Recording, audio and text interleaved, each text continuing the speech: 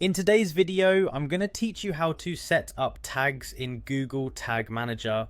This process is essential for tracking and analyzing user interactions on your website, providing you with invaluable insights that can help optimize your digital marketing efforts. So let's dive right in and get started. First things first, you'll need to navigate to tagmanager.google.com. Once you're on the site, you'll see an option to open your account and container. This step is crucial because the container serves as a virtual workspace for managing all the tags on your website. Make sure you select the appropriate account and container to avoid any unnecessary confusion later on.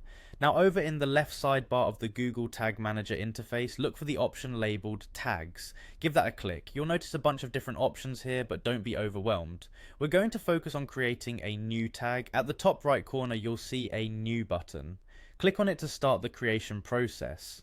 Once you're here, you need to name your tag. Giving your tag a relevant name will help you identify it later, especially if you end up creating multiple tags for different purposes. It's a good habit to develop clear and descriptive naming conventions right from the start. Now click on the tag configuration box. This is where you choose the type of tag you want to set up.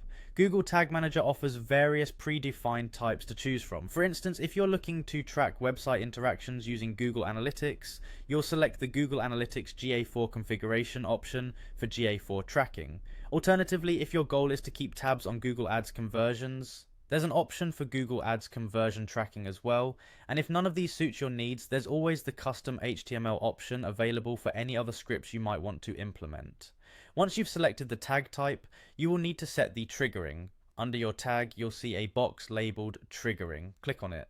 This is where you decide when the tag should fire. For instance, you might want the tag to fire on all pages, which makes sense for page view tags, or perhaps only on specific interactions like clicks, form submissions, or custom events such as purchases or scroll depth.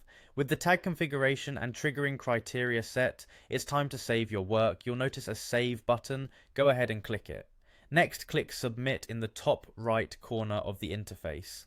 Finally, you're prompted to add a version name before hitting Publish. This step is vital for maintaining a clear history of changes and versions within your Google Tag Manager setup. And there you have it, you've successfully set up a tag in Google Tag Manager. By following these steps, you're now equipped to manage and analyze your website's user interactions more effectively, giving you the insights you need to make informed decisions. Thanks for watching and happy tagging.